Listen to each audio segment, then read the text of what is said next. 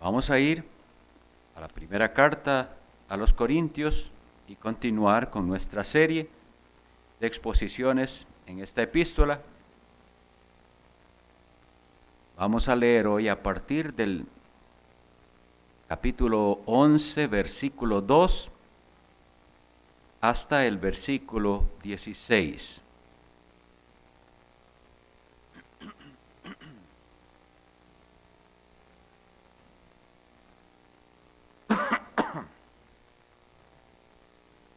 Primera Corintios 11, del 2 al 16. Dice así la palabra de Dios. Os alabo, hermanos, porque en todo os acordáis de mí y retenéis las instrucciones tal como os las entregué. Pero quiero que sepáis que Cristo es la cabeza de todo varón, y el varón es la cabeza de la mujer, y Dios la cabeza de Cristo. Todo varón que ora o profetiza con la cabeza cubierta, afrenta su cabeza. Pero toda mujer que ora o profetiza con la cabeza descubierta, afrenta su cabeza, porque lo mismo es que si se hubiese rapado. Porque si la mujer no se cubre, que se corte también el cabello, y si le es vergonzoso a la mujer cortarse el cabello o raparse, que se cubra. Porque el varón no debe cubrirse la cabeza, pues él es imagen y gloria de Dios, pero la mujer es gloria del varón. Porque el varón no procede de la mujer, sino la mujer del varón. Y tampoco el varón fue creado por causa de la mujer, sino la mujer por causa del varón. Por lo cual, la mujer debe tener señal de autoridad sobre su cabeza, por causa de los ángeles. Pero en el Señor, ni el varón es sin la mujer, ni la mujer sin el varón. Porque así como la mujer procede del varón, también el varón nace de la mujer, pero todo procede de Dios. Juzgad vosotros mismos, ¿es propio que la mujer ore a Dios sin cubrirse la cabeza? La naturaleza misma ¿no os enseña que al varón le es deshonroso dejarse crecer el cabello? Por el contrario, a la mujer dejarse crecer el cabello le es honroso, porque en lugar de velo le es dado el cabello. Con todo eso, si alguno quiere ser contencioso, nosotros no tenemos tal costumbre, ni las iglesias de Dios. Esta es la palabra del Señor que hemos leído. Confiamos en el auxilio del Espíritu Santo para la exposición. He querido que leyéramos toda la sección y sé que va a generar mucha curiosidad los temas que aquí se tratan, pero hoy vamos a tratar solo los primeros versículos de la sección. Os alabo, hermanos, dice el apóstol Pablo, porque en todo os acordáis de mí. Y quisiera que tomemos esta frase del apóstol Pablo como la introducción a nuestro tema. Esa manera cordial en que el apóstol Pablo introduce un tema. Y realmente es algo que vemos en otras partes de la Biblia, Cristo mismo. Cuando nosotros leemos las cartas de Jesucristo a las iglesias, a las 7 iglesias, en los 3 primeros capítulos de Apocalipsis, si somos atentos veremos que Cristo primero inicia por las partes positivas, por lo que Él tiene para encomendar, para decirles qué bien han hecho en esto y en esto y en esto, y hasta después trata las correcciones o reprensiones. Pues aquí Pablo hace algo parecido. Y es bueno, es apropiado que aprendamos desde ahí. Las alabanzas, es decir, los elogios para los obedientes son apropiados. Hay quienes tienen la costumbre de pensar que que porque algo es el deber de alguien hacerlo, si lo hace no hay que agradecerle ni reconocerle. No es así. Vemos a Pablo alabando lo que sí estaban haciendo bien. Y algunas cosas en toda esta epístola hemos visto y veremos, ameritan aclaraciones, otras amonestaciones y otras reprensiones. Pablo va a tratar cada una de ellas. Y el versículo 17 de este mismo capítulo nos ayuda a ver que es así, porque el versículo 17, que trataremos en su momento, dice: pero al anunciaros esto que sigue, no os alabo. Así que el apóstol Pablo es sincero y en su momento trata con cada cosa. Recordemos también que esta carta es una respuesta a ciertas consultas que se habían hecho. Entonces, me parece a mí que dentro de las consultas también iba alguna controversia que se había estado dando en la iglesia con respecto al decoro, al orden en la iglesia, y que ellos estaban tratando en esta área de seguir las enseñanzas apostólicas y tenían cierta oposición. Entonces el apóstol Pablo viene y le dice: os alabo porque están haciendo bien al tratar de mantener las cosas en orden como les fue enseñado. Aquí entonces, en este asunto, Pablo les anima a perseverar en el orden que les fue enseñado, que ellos estaban tratando de mantener y que tal vez había habido entonces, como pienso, alguna cierta oposición o desobediencia en algún sector de la iglesia de Corinto, y Pablo les dice: yo les digo, están haciendo bien, se están acordando de lo que les enseñé y están tratando de retener las instrucciones. Vean esa frase en el versículo 1. Y retenéis las instrucciones tal como las entregué. Aquí, al leer esto, ya tenemos una amonestación para nosotros que vivimos en una sociedad incapaz de atender instrucciones. Nosotros vivimos en una sociedad indisciplinada, rebelde, porque los niños no fueron enseñados a seguir instrucciones. Y qué triste es cuando vemos hoy en día padres incapaces de hacer que sus hijos sigan simplemente instrucciones. Eso creo que tenemos que enfatizar. Los creyentes debemos ser retenedores de las instrucciones tal como nos los ha sido entregado. Esto nos lleva a tener que hablar un poquito del asunto de las tradiciones. Esa palabra tradición es algo que fue transmitido oralmente a veces, otras veces por escrito, como también veremos que lo dice el apóstol Pablo, pero que tiene que ver con las cosas que hacemos porque se nos dijo que de esa manera hay que hacerlo. Y el evangélico en general es muy reacio a que le hablen de tradición, aunque él mismo tiene sus tradiciones. Pero es reacio porque él está tratando en muchos casos de evitar esas tradiciones que le habían sido impuestas a los católicos. Pero debemos entender esto y de aquí partimos. Las tradiciones hay buenas y hay malas. ¿Y cómo las vamos a identificar? Vamos al Evangelio de Marcos, capítulo 7, los versículos 9 y 13. Evangelio según Marcos, capítulo 7.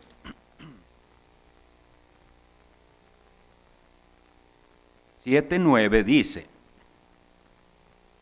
les decía también, bien invalidáis el mandamiento de Dios para guardar vuestra tradición.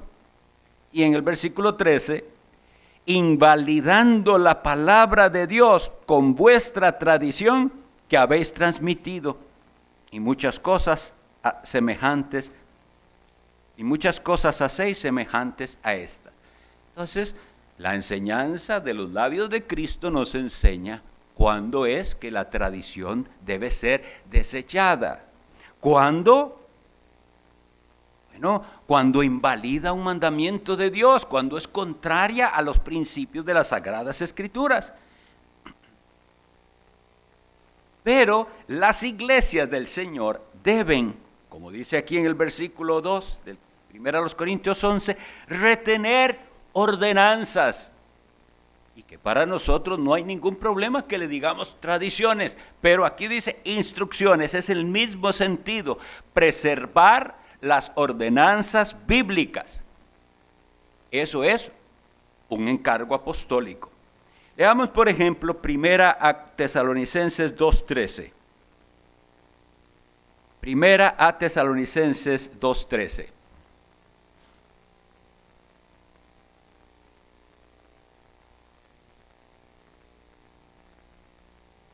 Dice, por lo cual también nosotros, sin cesar, damos gracias a Dios de que cuando recibisteis la palabra de Dios que oísteis de nosotros, la recibisteis, no como palabra de hombres, sino según es en verdad la palabra de Dios, la cual actúa en vosotros los creyentes. Porque vosotros, dice el siguiente versículo, hermanos, vinisteis a ser imitadores de las iglesias de Dios en Cristo que estaban en Judea.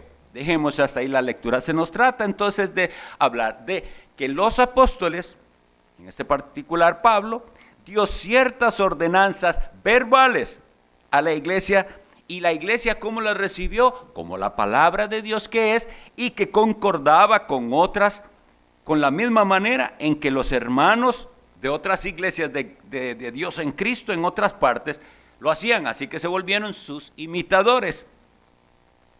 Las tradiciones, mientras tengan un claro soporte en la palabra de Dios, son buenas y son necesarias.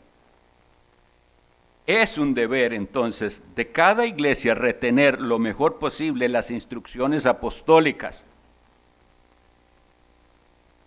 Cuando nos acercamos a temas difíciles en las Escrituras, donde se nos van a pedir cosas que no son fácilmente recibidas, se me ha ocurrido a mí retar a los creyentes, a los que dicen tener en alta estima la palabra de Dios, y retarles con esta pregunta: si fuera, mis estimados hermanos, si fuera requerido por la Biblia que nosotros entráramos a la iglesia, a la reunión de culto de rodillas, ¿qué deberíamos hacer? Entrar de rodillas. Si se requiriera de nosotros que entrásemos descalzos, deberíamos entrar descalzos y no buscar excusas para no hacerlo.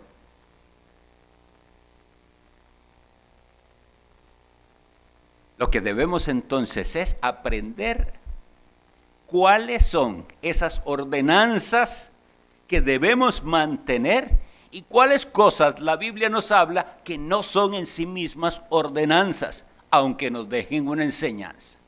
Quisiera, con respecto a esto de las tradiciones, repetir algo que en algún momento lo compartí, porque creo que es una manera de entender cómo una tradición que no es bíblica llega a estar tan arraigada entre las personas. La costumbre de hacer la señal de la cruz, lo que aquí se llama persignarse o santiguarse, como le dicen, hay escritos de menciones de la señal de la cruz desde el siglo III. Imagínense, desde el siglo III ya estaba en práctica una costumbre que todas las personas comenzaron a hacer y que al día de hoy la Iglesia Católica Romana, la Iglesia Ortodoxa, griega, rusa, las iglesias orientales practican, y es hacer una señal de la cruz. En su frente algunos, en sus labios y en su pecho. Y eso tiene un significado. En otro momento les expliqué por qué era. Bueno, se decía, al hacer la señal de la cruz en la frente, estoy diciendo que mis pensamientos sean protegidos por Dios, mis labios, mi corazón. ¿Quién iba a decir que eso tiene algún mal sentido? Yo considero que es algo hermoso, bonito pensar que el Señor proteja nuestros pensamientos, palabras y nuestros sentimientos, nuestro corazón. ¿Qué tiene de malo? Nada tiene de malo, tiene mucho de bueno. ¿Cuál es el problema? Que la Biblia no lo manda. Ese es el problema. Cuando una costumbre se vuelve tradición y se enseña y las personas lo hacen, pero no hay un soporte bíblico para que las personas practiquen tal rito. Nos vamos a enfrentar pronto, no hoy, porque hoy vamos a hablar el tema principal de los primeros versículos, pero nos vamos a enfrentar pronto a situaciones en que debemos ejercer discernimiento y sabiduría para cumplir siempre el principio de las ordenanzas, aunque las circunstancias cambien. El principio de las ordenanzas, aunque las circunstancias cambien, y también identificar cuáles cosas pueden variar y cuáles cosas no pueden variar. Quisiera también, para apoyar esto, darles el ejemplo de la instrucción bíblica del ósculo santo. Un ósculo es un beso. Entonces, hay 5 ocasiones en que tanto el apóstol Pablo como el apóstol Pedro dicen a sus hermanos, al final de sus epístolas, saludaos unos a otros con ósculo santo, es decir, con un beso santo. Hoy en día nosotros no practicamos el beso como tal. Sin embargo, el principio de esa ordenanza debe guardarse en toda iglesia de Cristo, que es la expresión de amor en la cual los cristianos se saludan. Y hoy en día, por ejemplo, estamos viviendo en una época en que incluso se nos restringe la cercanía. Ahora, ¿impide esto cumplir la ordenanza? Claro que no. Vemos alternativas para cumplir el principio de la ordenanza, saludarse todos de una manera santa y amorosa, pero no necesariamente con beso. En cambio tenemos, y en esto no profundizo, solo estoy tratando de introducir el tema, tenemos ordenanzas sagradas como la cena del Señor y el bautismo, los cuales no creemos que tenemos posibilidad de variar en ninguna manera la manera en que el Señor dio la instrucción. Bien, lo que nosotros vamos a estar estudiando en los capítulos siguientes, del 11 al 14, 11, 12, 13 y 14, podría llamarse el orden de Dios y el decoro en la iglesia. Y hoy vamos a iniciar con el orden de Dios en la iglesia y en la casa en lo que se refiere al rol del hombre y de la mujer. Quisiera también retarlos con esta pregunta. ¿Por qué? Entendemos por qué es que los principios bíblicos no son negociables, es decir, no varían, no podemos variarlos. ¿Entendemos por qué? Porque nuestro Dios no cambia. La inmutabilidad del carácter de Dios tenemos que tenerla bien clara para que nosotros entendamos que Dios no cambia en su carácter. El mismo Dios que se reveló a Moisés es el Dios nuestro. Todo lo que podemos encontrar en la Biblia que Dios ama, Él lo sigue amando. Y todo lo que podemos encontrar en la Biblia que Dios aborrece, Él lo sigue aborreciendo. Entonces nosotros tenemos un fundamento firme. Nuestro Dios no cambia. Lo que necesitamos es conocerlo más y más para vivir según a Él le agrada. Porque una vez que encontramos en las Sagradas Escrituras cuál es su voluntad, nosotros creyentes no tenemos otra opción que decir: hágase tu voluntad, sea como Dios lo manda y lo requiere. Y como les decía, la actitud debería ser: Señor, si encontramos en tu santa palabra una clara enseñanza que nos dijera a la iglesia se entra de rodillas, lo haremos. Lamentablemente no creo que esa es la actitud de muchos. La actitud que prevalece es la de acomodar la palabra y buscar maneras para convenientemente facilitar la vida cristiana, hasta torciendo las Escrituras. Bueno, la Biblia dice entonces que el apóstol Pablo les dice que esta es lo que él les entregó y lo va a explicar. Dice: pero quiero, ven, ahí está, ustedes están haciendo bien y ahora les voy a recordar por qué es que hacen ustedes las cosas como las están haciendo, defendiendo ese orden de Dios. Pero quiero que sepáis que Cristo es la cabeza de todo hombre, y el varón es la cabeza de la mujer, y Dios la cabeza de Cristo.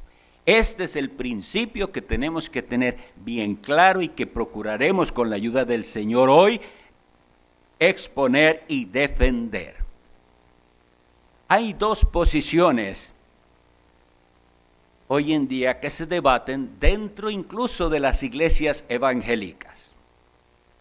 A una se le ha llamado el igualitarianismo, podríamos decirlo así, y otra el complementarianismo. Las voy a explicar muy brevemente. El igualitarianismo está borrando toda diferencia entre los roles asignados por Dios al hombre y a la mujer. Y dicen que el hombre y la mujer son absolutamente iguales en todos los aspectos. En la casa y en el trabajo y en la iglesia no hay absolutamente ninguna diferencia. Eso lo proponen los liberales, los llamados progresistas. Espero poder mostrar por la palabra de Dios y lo que aquí está diciendo el apóstol Pablo, que el concepto correcto y bíblico, el que Dios nos manda, es el otro, el que se llama complementarianismo. Y aunque no se aprendan las palabras, necesitamos entender de qué se trata. Básicamente, Dios creó al hombre y Dios creó a una mujer y los hizo intencionalmente diferentes para que fueran complemento el uno del otro, y asignó Dios asignó roles específicos. No le preguntó al hombre si usted quiere el rol que yo le voy a dar, no le preguntó a la mujer si usted le parece el rol que yo le voy a asignar. Dios, creador de todo, asignó los roles, y esos roles, si se asumen como Dios quiere que se asuman, obedientemente, en amor, van a ser la unión magnífica en la que se podrá cumplir apropiadamente el plan de Dios para la familia y para la iglesia y para la sociedad. Vivimos en tiempos difíciles, mis estimados. Recientemente supe de un libro de una escritora evangélica reconocida, Amy Bird, en el cual ella escribe algo como esto: recuperándose de la masculinidad y feminidad bíblica. Y solo el título es para mí ofensivo, porque nosotros hablamos de recuperar cuando usted ha estado muy mal en algo. Se recupera el que fue adicto a las drogas, el que estuvo en una secta, eso es recuperarse.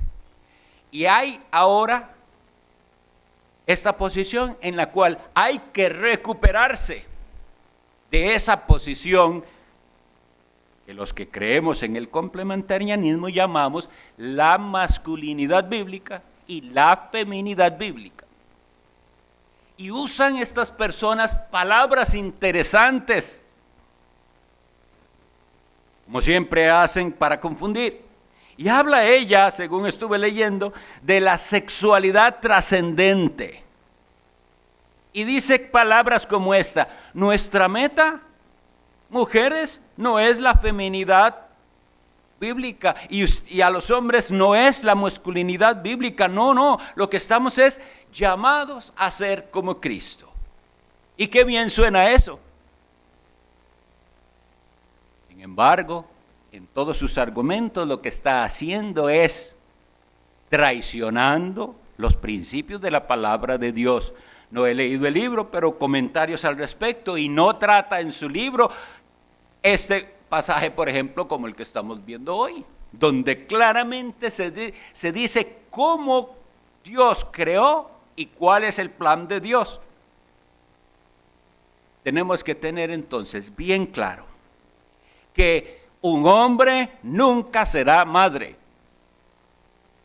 Tenemos que tener bien claro que una mujer nunca será padre.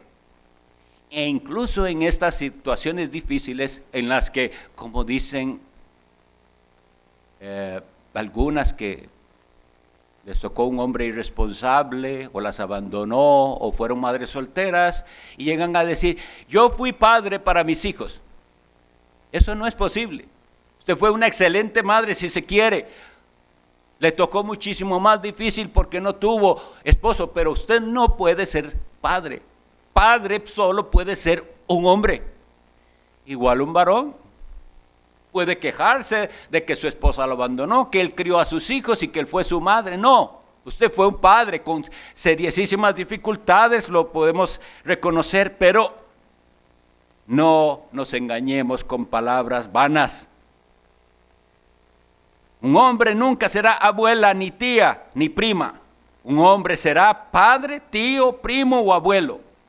Y así, en base a lo que nosotros estamos leyendo aquí.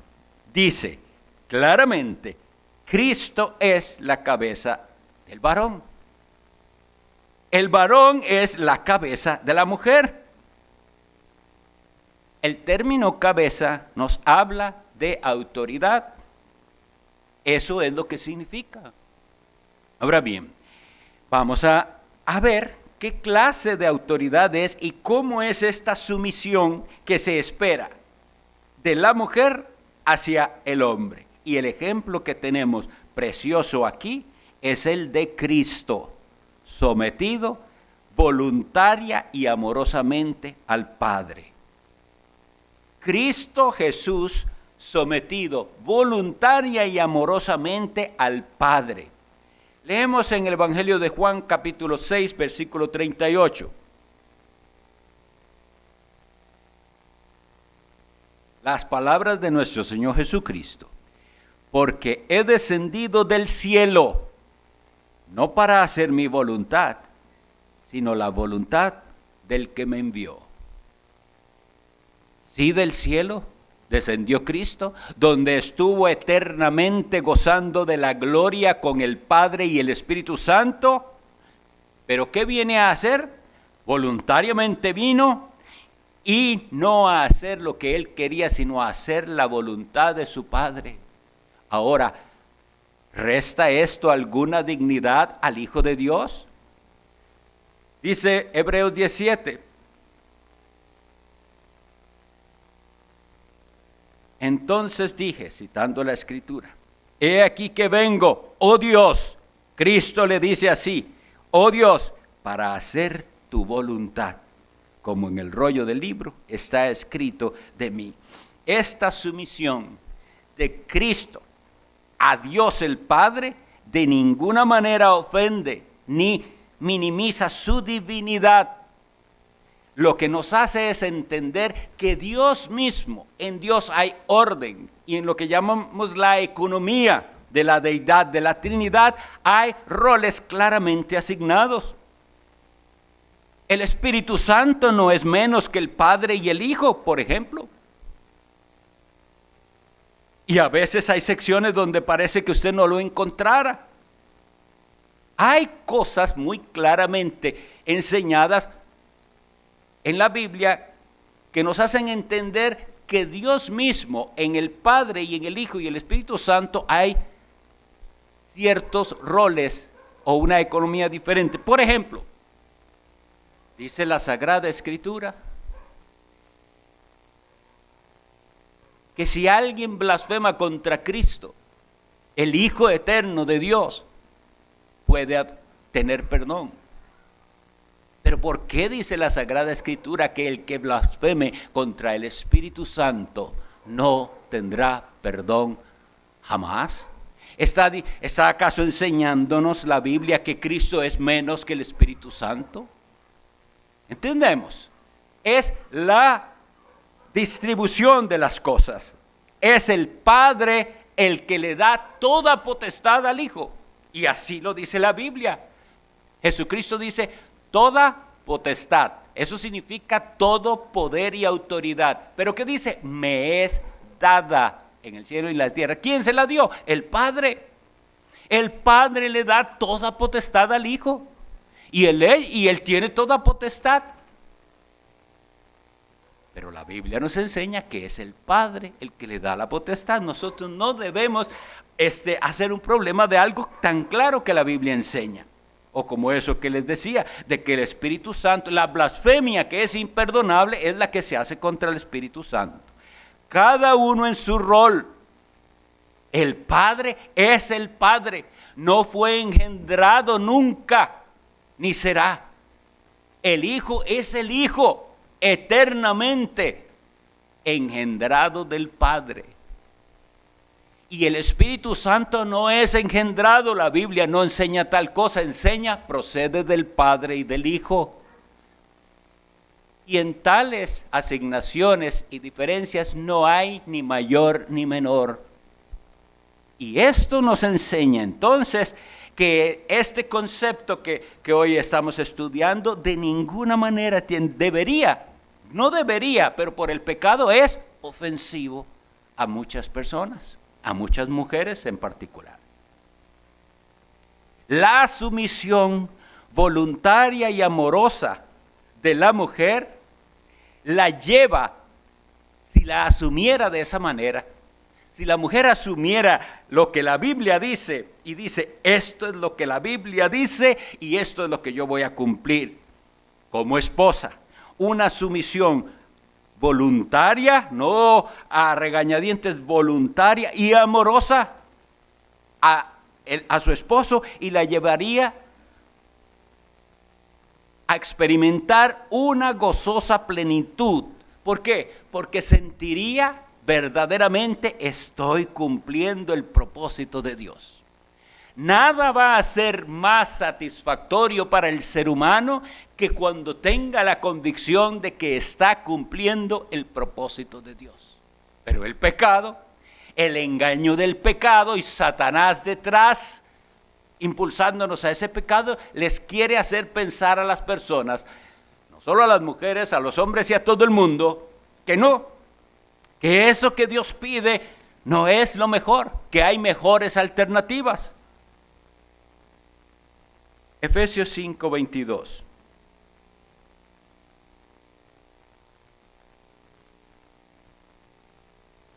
Las casadas estén sujetas a sus propios maridos como al Señor. Dios está diciendo esto. ¿Qué responde usted, mujer casada?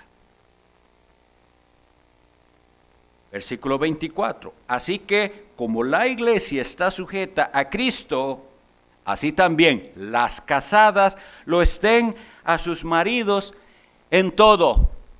¿Qué responde usted, hermana en Cristo? Puede decir amén con todo su corazón, voluntaria y amorosamente me someteré a mi marido en todo porque es lo que Dios me pide hacer. Si así lo hace experimentará plenitud y se sentirá verdaderamente satisfecha. Esa es la promesa del Señor. Primera de Pedro 3:1, solo algunas citas para apoyar el mismo tema que él está exponiendo el apóstol Pablo. Primera de Pedro 3:1 dice: asimismo vosotras, mujeres, estad sujetas a vuestros maridos, para que los que no creen a la palabra sean ganados sin palabra por la conducta de sus esposas. ¿Habrá algo que añadir a eso? Adán y Eva ambos pecaron, pero pecaron de maneras diferentes. Y en el pecado que cometieron se ve un quebrantamiento del rol que Dios asigna a cada uno de ellos. La responsabilidad es del varón. Y esto es tan claro que dice Romanos 5:12, el pecado entró en el mundo por un hombre. Eso es lo que dice la Sagrada Escritura. El pecado entró en el mundo por un hombre, no dice por una mujer. Y nosotros conocemos claramente el relato que fue ella la que atendió la sugerencia satánica. Pero ¿quién es responsable aquí? El varón. En todo ese relato de Génesis vemos el quebrantamiento del propósito y la voluntad de Dios expresa. ¿Qué debió hacer una mujer a la cual se le ofrece algo en esas circunstancias? ¿Cómo sería una Eva que entiende claramente su rol y que entiende que ella no debe decidir sin consultar a su marido? Que no está llamada ella a ejercer ese rol de decidir por los dos, como parece que hizo. Y que Adán no está llamado a someterse a ella. ¿Ven? Desde ahí viene el problema. El escenario debió ser diferente cuando aquella mujer dice: no tengo por qué estar hablando con extraños, voy inmediatamente a hablar con mi esposo, usted hable con él si es que le tiene que decir algo. Y Adán viene y defiende a su mujer de este ataque maligno y destruye a esa serpiente maligna que los está llevando a pecar contra Dios. No, ella toma decisiones sin consultar a su esposo y más bien incita a su esposo y él se somete a ella en lugar de ejercer su responsabilidad e ir en defensa del hogar, de la familia y eventualmente y hacer lo que Dios le había mandado hacer. Entonces, este tipo de cosas, como la que les decía que dice esta mujer que escribió ese libro, suenan bien, que seamos como Cristo. Sí, debemos ser como Cristo, cada uno en su rol. No es contradictorio. Mujer en su rol sea como Cristo, hombre en su rol asignado sea como Cristo. Nosotros estamos aquí exponiendo una doctrina odiada por la sociedad moderna. Tenemos que aceptar que así es. Y lo triste es que no solamente es odiada por la sociedad moderna, impía, sino que dentro de los rangos del supuesto cristianismo también viene gente a decir que se puede ser cristiano y creer en la Biblia, pero no hacerle caso a estas cosas que dice. Y como ellos hablan, que dice Pablo, como si esto no lo dijera Dios.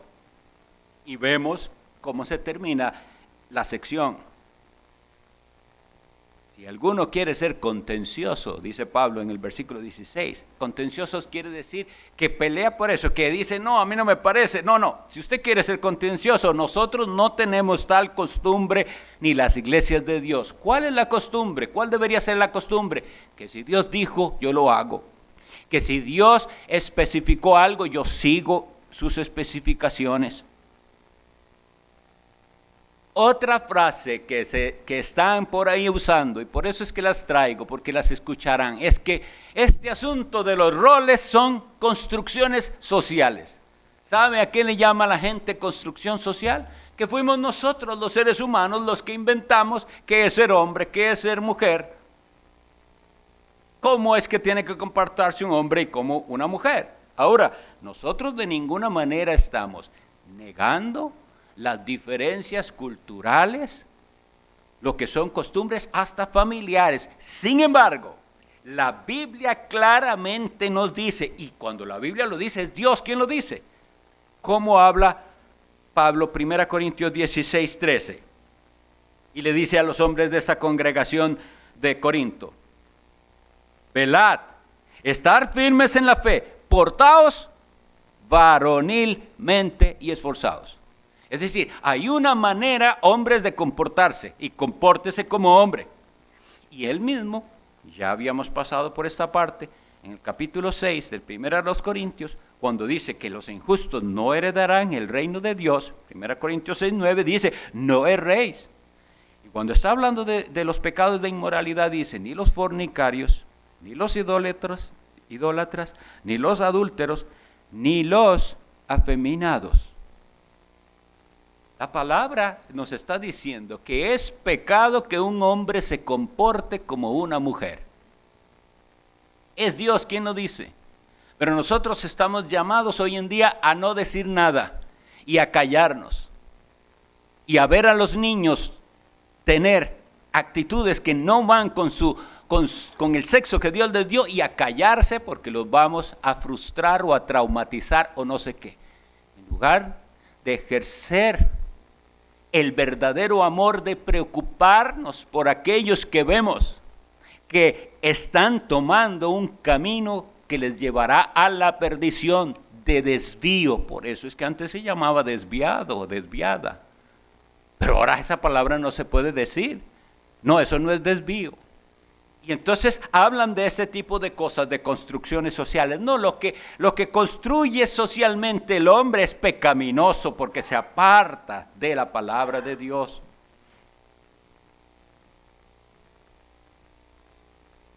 Algunos pensamientos para ir terminando. Como vieron, hay mucho que yo sé que en lo que leímos va a generar dudas.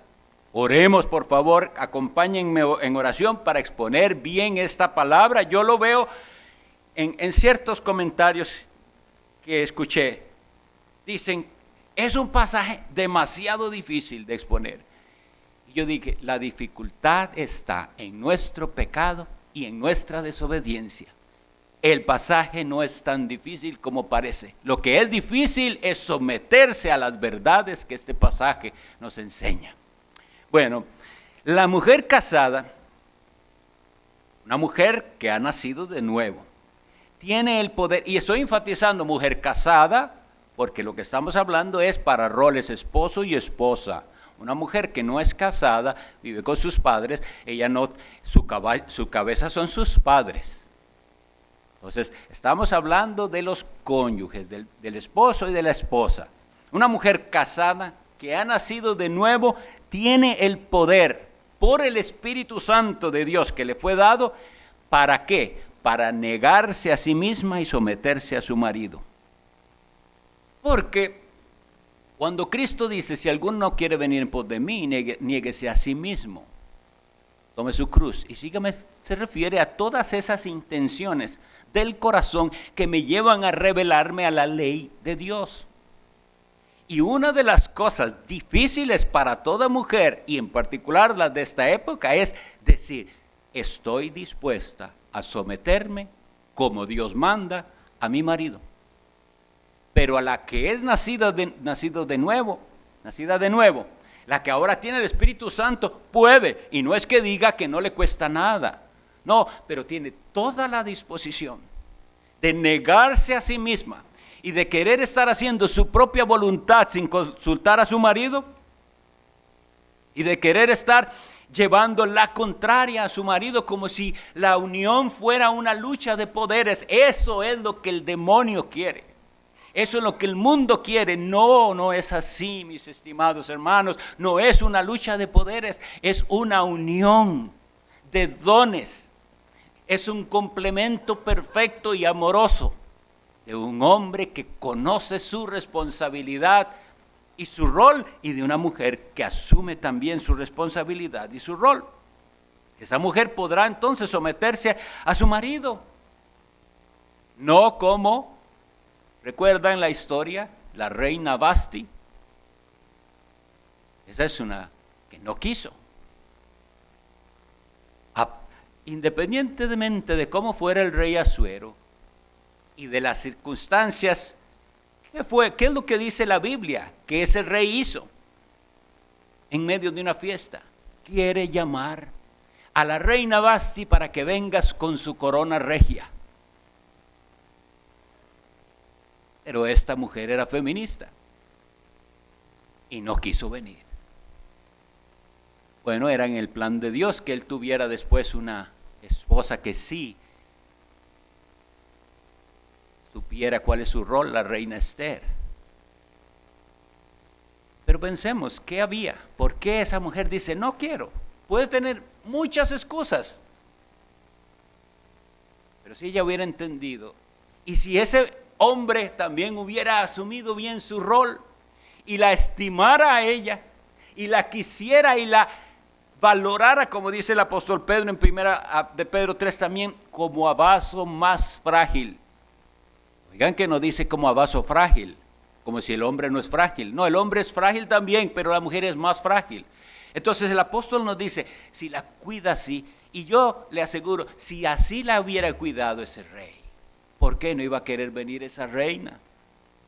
Si ella es el orgullo de él, vean la preciosa esposa que yo tengo,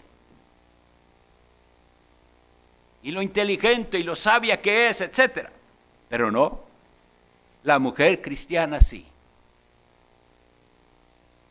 Ahora esto complica las cosas porque estoy diciendo que si el rey Asuero hubiera sido de otra manera, y así puede también venir a la mente de algunas, si yo tuviera un esposo como aquel otro hermano que yo veo que sí es cariñoso con la esposa y sí la cuida y sí le da, etcétera, así me sería fácil. Pero lo que pasa es que en la Sagrada Escritura no nos dice que esto es algo condicional y que si usted tiene, hermana, un buen esposo considerado, cuidadoso, amoroso y detallista, es cuando usted debe someterse a él. No, lo que la Biblia dice es que él es su cabeza.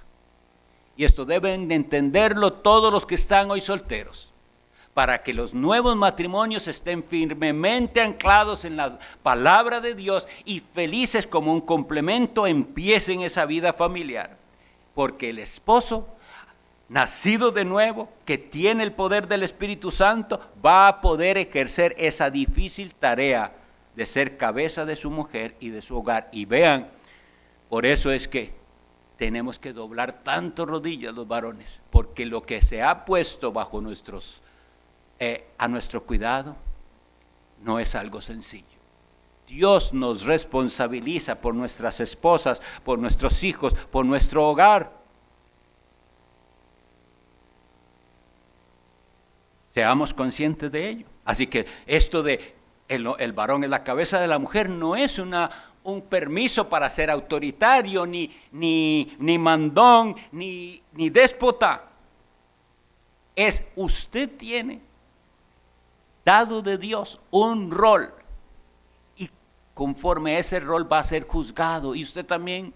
Las personas todos debemos pensar más seriamente y más frecuentemente en el juicio de Dios, porque nos imaginamos quién sabe qué sobre el juicio de Dios, y Dios va a juzgar qué clase de esposa fue usted, si se sometió a su esposo por amor a Cristo. Y esposo, Dios lo va a juzgar si usted hizo bien el papel de cabeza o no, si prefirió convenientemente, porque es conveniente, que ella lo haga, que ella decida. Eso pasó en las casas y eso pasó en las iglesias y tenemos el caos de hoy en día. Iglesias gobernadas por mujeres, porque lo más conveniente fue que los hombres dejaran de ser cabeza y dejen que ellas se encarguen. De por sí a ellas les gusta más esa cuestión de la religión.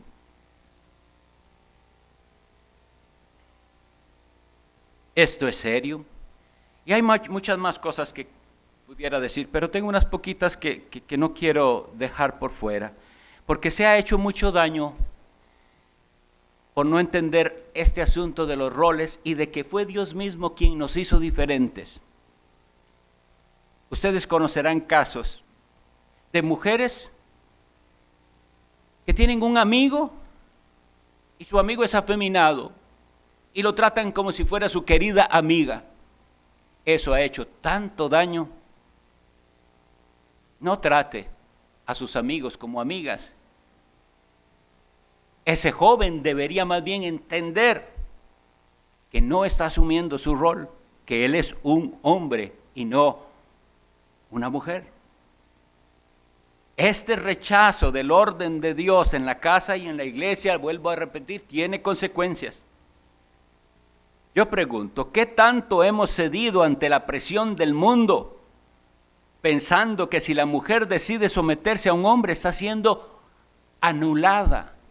No, es ama de casa. Claro que sí, el esposo como cabeza le da su área y ella sabe en qué cosas. Ella no estamos hablando aquí de que para cada mínimo detalle, ni decisión, ni mover una mesa, tiene que la esposa estar consultándole al hombre. Eso no tiene sentido. Ella es la ama de casa, ella es la dueña de casa y hay muchas áreas en las cuales ella precisamente al asumir eso le está aliviando muchísimo la tarea al varón. Ni tampoco estamos hablando de que al defender la diferencia de los roles es que el hombre no puede hacer la cena o ayudar con la limpieza de la casa. No es eso. Lo que pasa es que hay quién es responsable, a quién le toca y se ayudan mutuamente. A quién le toca proveer, al varón porque es la cabeza.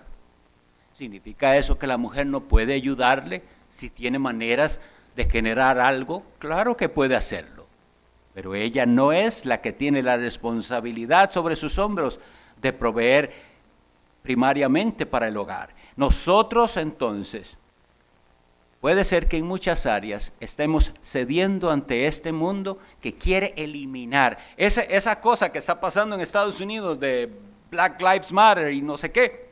Si ustedes estudian esos movimientos, todos quieren destruir la familia como tal, como la familia tradicional conservadora. Ellos quieren quitar eso. Ellos quieren que si quiere haya 2 padres, 2 madres o 3 padres o lo que quieran.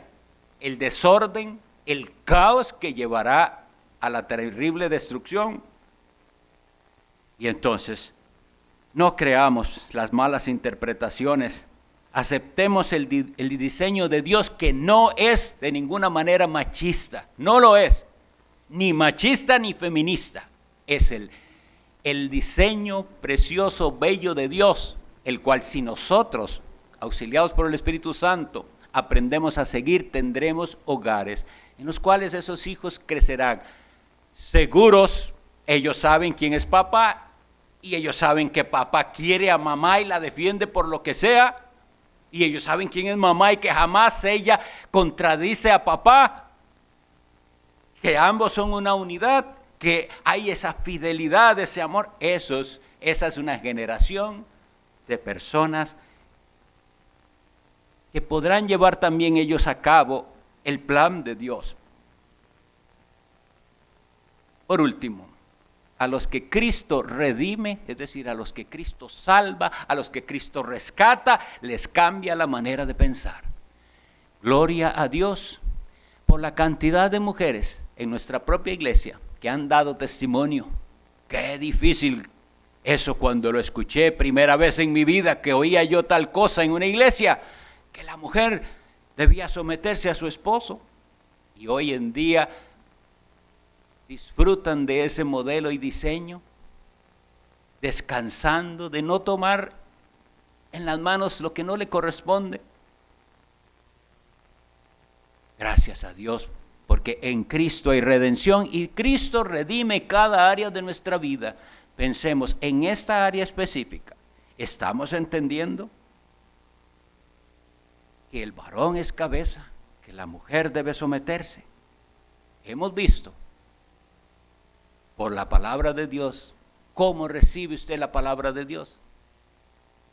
Puede ser que este sea el punto en el que Dios le está llamando a decir, niéguese a sí mismo si es que quiere ser discípulo de Cristo. Deje todos esos modelos mundanos, impíos, y venga al modelo bello de Dios. Él en Cristo nos ofrece perdón y salvación, y Cristo como cabeza de su iglesia la protege, la cuida, la salva y no la dejará perecer. Oremos.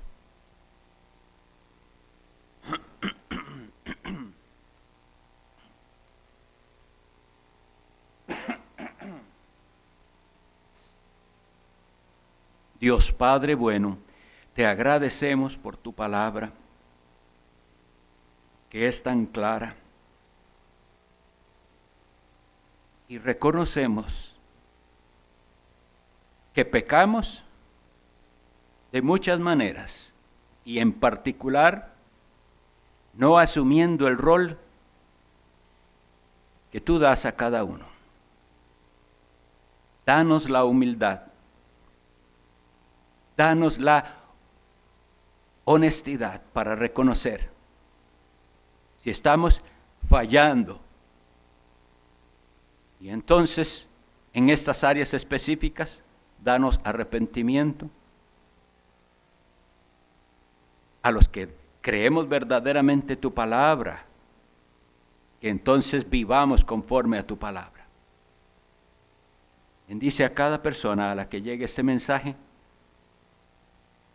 y que si se ven incapacitados, acudan al único que nos puede capacitar.